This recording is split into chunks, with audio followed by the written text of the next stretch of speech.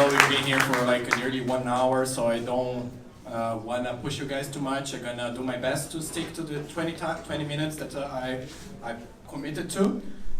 So for doing that, I have a beautiful timer here. I'm gonna set this up, and I swear to God, when this timer beeps, I'm gonna stop talking.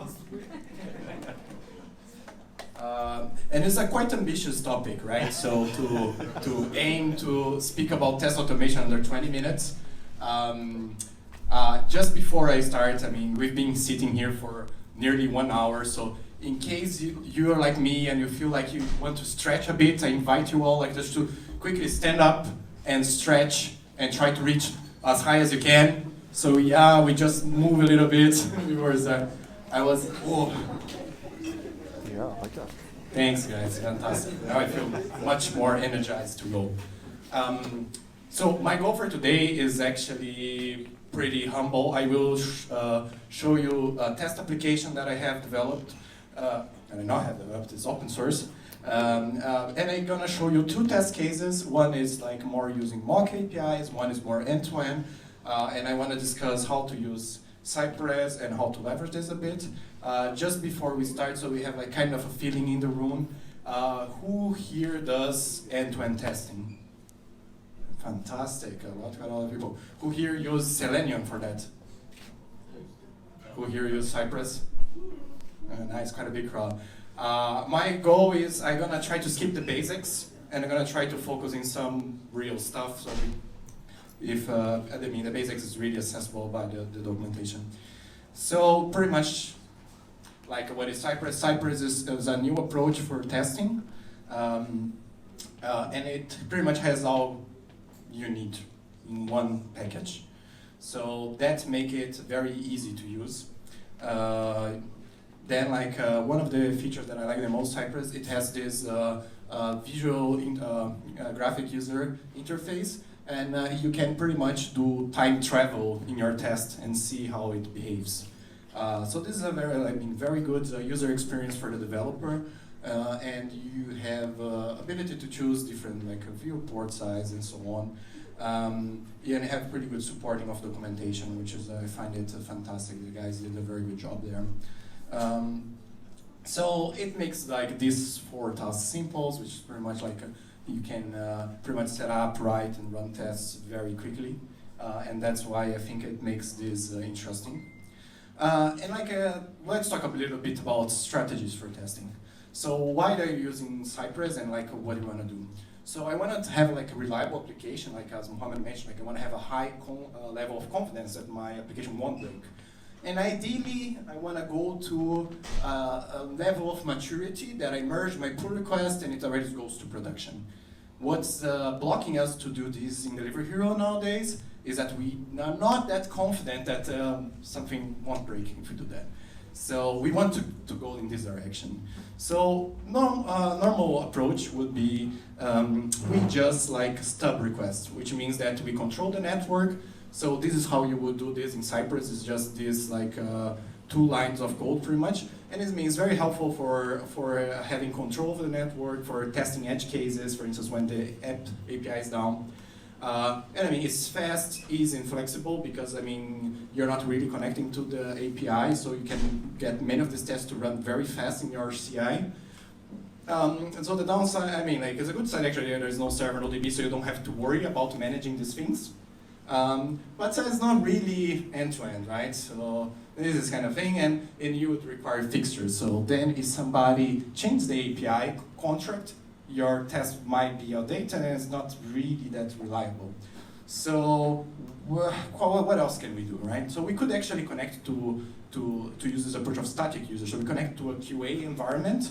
Then we will typically have a static user that will be, Joe, and this is the password. And then you always run tests using this hard-coded user.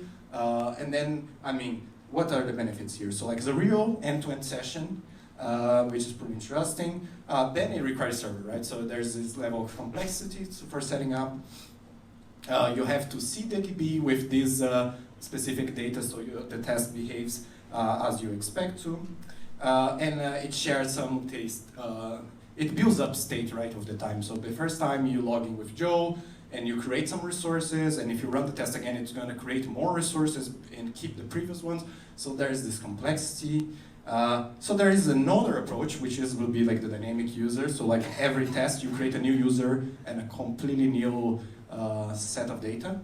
And then again, like this is optimal because you don't have like the state mutations.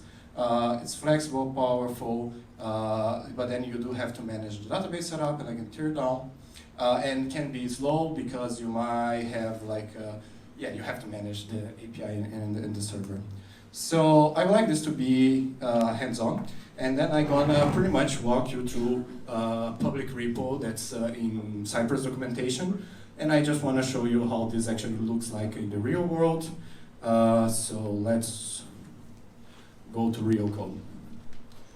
So here I have an application that's in public GitHub of Cypress. All right.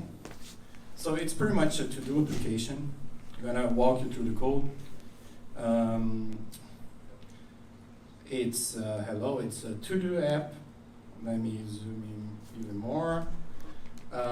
So what is this app about? So again, like it's a React component. It's a stateful one. We have a state. Then when they come, the application mount, we load some to-dos from the API. We have a bunch of handlers here, and then like the actually core of the component is actually you have a header, which you have a form, which you might use to handle like when a to-do is created. You're gonna have a list of to-dos, which you pass to-dos from the state, and you're gonna have a footer. So how can you leverage Cypress for this? The first thing is you don't need to choose and stick to only one approach of testing, right? So first let's investigate the approach with mocking. So what I will show you here is also like my package JSON of this project. So here I have a Cypress command that just runs Cypress open. So let's run this and see what happens here.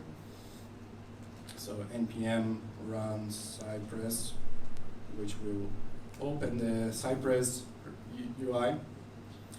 There we go. And then I'm gonna pick this like a test, which is app init spec. It's gonna quickly run, and we see that everything's passing. Everything was too fast. Maybe I can make it bigger. I'm trying to zoom in. Let's see how that goes. If I have this button here that I can rerun my tests, we see that's very fast. It's running with some mock data. What this test is doing is testing like this app initialization flow. So one of the tests is like a load to-dos on the page load, and another test is display an error on a failure. So we can actually expand the test and we can see what's happening here. So we can see that in these routes, we see that there is some stopped requests here for like if I try to reach API to-dos, this is gonna be mocked. And then like I can see like I visit the application in the root endpoint here with the slash. So then we see that there is a request to the API on Cypress. It's a very nice feature here. Like when I click here, I can actually see the before and after. So I can actually see that when the response happens, the application loads a list of 4 items.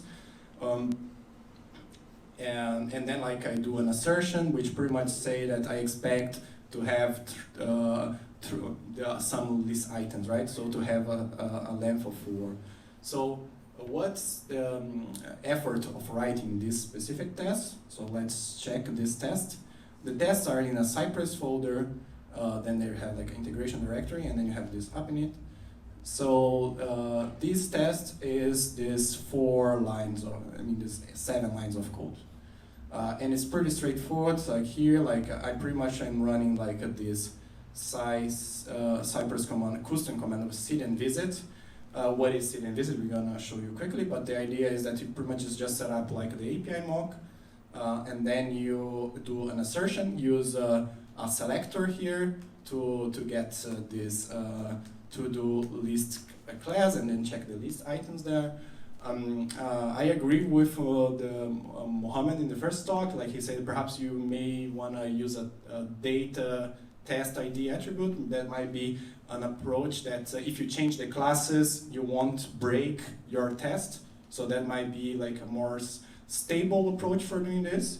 And then here we use this assertion API that Cypress make available for just checking this size. So maybe we quickly discuss what is this seed and visit. So this is just a shortcut because I want to reuse this logic in many places in my code. Cypress offer an opportunity to set up here in this support folder. Yeah, there we go. So there's some commands, that's some pretty much logic you want to share. And then here I just say, hey, I want to add this command seed and visit. Let's see. And I pretty much say, hey, I run this server command, which pretty much tell Cypress that I want to mock some URL or I want to observe the network. I pretty much say, hey, when somebody calls get method on this endpoint, return this data, and then like I try to load the home page. So what is this seed data? You could either pass an object here, so seed data could be just like an array. It will be exactly what the network layer will return, so it could be just an array with your response. Cypress offer like the ability of having this like fixture templates, like you have like a fixture to-dos. Fixture to-dos is just pointing to this fixtures folder where you have a JSON document which has the data. So it's really simple to maintain. What else can we do here? Maybe I'm gonna just not save this and go back to my tests here and the integration.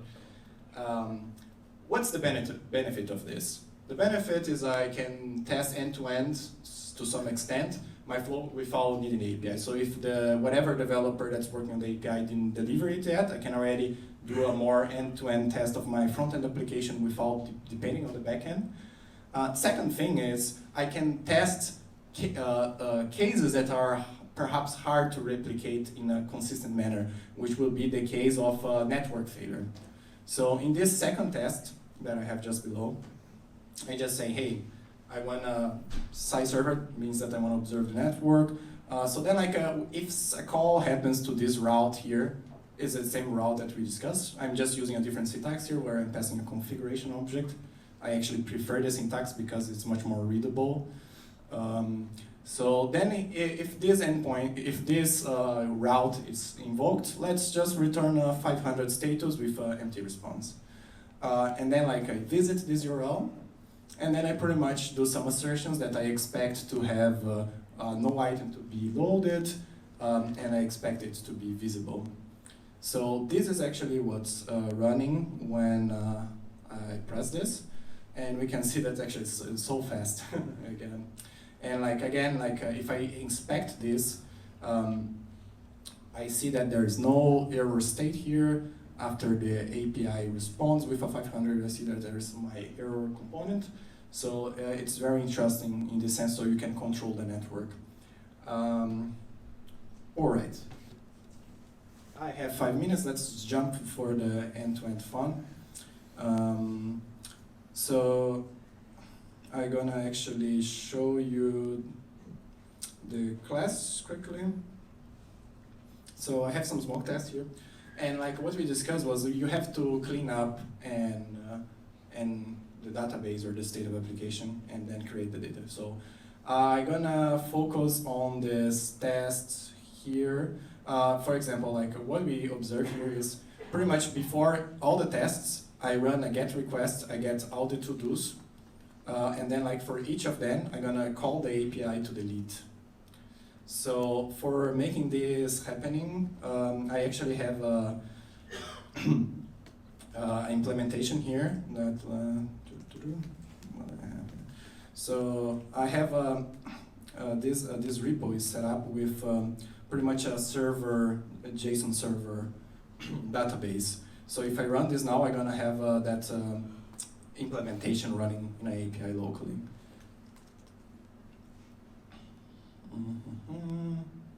No Cypress, run dev. So now I have a kind of API running in this here, and it's running written to file. So maybe I show you the test running so you can actually become familiar with it. So this is a real end-to-end test that's calling the API. We see it's happening pretty fast because it's my local environment, but if I inspect it, for example, I'm gonna check like my test with active to-dos. So for example, here before the test start, I see that I'm really calling the get API. I see that there's no indication that's marked, so this is calling the real API. And I pretty much get like all the to-dos, and then I send a post request here to create some test data.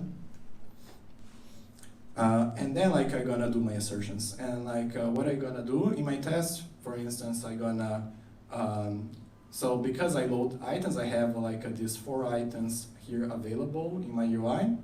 And then here we are using a selector to find each of the toggles, to click on it, and like when we click on it, we have the before and after. The API returns with the change of state, and we can see it. Pretty interesting. And perhaps this is hard to see. So like what I'm gonna quickly do, I'm just gonna add a timeout because it's very fast. Let's go to the code. So, so I'm gonna have the app. I'm gonna have a handler there for people who wants to touch the toggle. So what I'm gonna do here is actually before I call this update toggle like function, I'm just gonna set a timeout here so we can actually see on the timeout. I'm gonna execute arrow function, and I'm gonna set a timeout of 1000 milliseconds. Okay, this looks good, and I'm gonna just move all this code inside the set timeout. All right, so now what are you actually gonna do so we can just quickly focus on this? I'm gonna find this test case with active to-dos, and the one that toggle to-dos, I'm gonna just add only here a command. So I just run this test, and now we can see exactly. So we can simulate, and we can really see some latency on the API. It's pretty interesting. Now we can validate that it's working as expected. To wrap up, the final last feature is, let's stop this, Cypress here. And let's say you want to run this on your CI. So Cypress offer this ability. So you're gonna pretty much, you have a command, if I run here like Cypress all, it's gonna, you can see just like Cypress run, right? It's just a wrapper for Cypress run. And it pretty much runs using an Electron, so it's a Chromium-based browser. And then we see that it runs, and out of the box you get it to record the test, which is pretty interesting. You might decide to like store this in some repository to have a proof that this version is stable. And for instance, if I open here, oops, this is not the one I want. I want actually the small command because it has that slip command and it's more interesting. So this is actually like the output of that test that was recorded. And then we can see, because of my sleep, it's a little bit slower than usual. It's really end-to-end. It's really easy to implement. There we go. This might be interesting for you. And then to wrap up the presentation, just before the questions, I mean, I just want to mention like all this content is not necessarily mine. I'm just like repeating some of the stuff that's publicly available in Cypress docs, so you can find this repo available. And like part of the slides I took as from this talk from Brian Mann in Assert.js 2018. I think like my goal today was actually to show these capabilities. I would love to do some live coding, but I actually don't have time for that. And like the bottom line here, I mean, like with a file like with under 100 lines of code and just like npm install Cypress, you can get this type of test, which I think is really powerful. So perhaps that's it. Let's see how it looks like. Oh, almost there. Any questions that I believe I have time for one or two. So, 1, 2. How stable Cypress for you? Good question. I think it depends a lot on your knowledge to write like proper tests. For example, one of the things that I can easily show is a quick show, let's say. So you see that these tests here, they are actually connecting to the network. So what we experienced in the past was if let's say that my API that I'm running this test is really slow, and it takes like 5 seconds to solve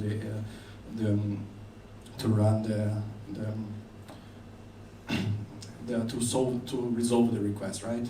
So in this case, for example,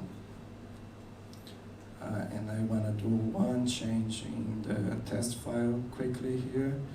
You see that we have this command here, which is Cypress wait. So when we started, we actually didn't read the docs that much, and we didn't know about this command.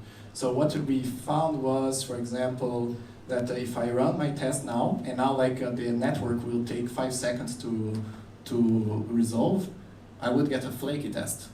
And why? Because again, like Cypress tries to waits for 4 seconds by default. And then like if your API is a bit slower, and this can definitely happen in a CI with a real server, so then you could get kind of a flaky test. So then like for instance, Cypress has the means for you to tell, hey, wait for this request. And like in this case now, it's already running, and then it waits when it. So I mean, I think it works pretty well. We have a good experience. Sometimes it's hard to find like the selectors that you want to test in like third-party libraries if they just implement like a standardized class approach, or if you don't have like a data test attribute. It's really hard to test some stuff that it's third-party library. But overall, we have a good experience with it. And a final question there. Yeah, the question is kind of related. It was more regarding the overhead that you have, since you have to seed and also clean up the database afterwards. And I'm assuming after you create a pull request, it runs the whole test suite for each one. How is the time and how that affects the flaky tests like? Exactly. So that's a good question, and I think it goes along with what Mohammed mentioned in the first one. I think overall what you want to do is have some real end-to-end tests for your critical path, and your core feature, and then like for non-critical flows, you may rely more on integration tests. We are not quite there yet with this level of maturity. We are aiming to go there, but I think also our approach so far is that we will run, let's say, the tests with Cypress with mocked API in our CI in every commit pretty much. And these ones with real API to staging, we want to run every time we create a version. So every time we tag a specific version in the repo, we will then, in this case, trigger this more end-to-end that connects to a QA environment API and is like truly end-to-end. But again, this is just like to optimize the developer experience. Because if you have if you have to wait 20, 30 minutes, so your CI builds can really hurt your productivity. Guys, so thanks very much. That was it from my end. Follow me on Twitter. I will post these slides and these links of everything that I show here today, and I will also share it later also in the React Meetup. Thank you. And now? Thank you very much. Thank you very much.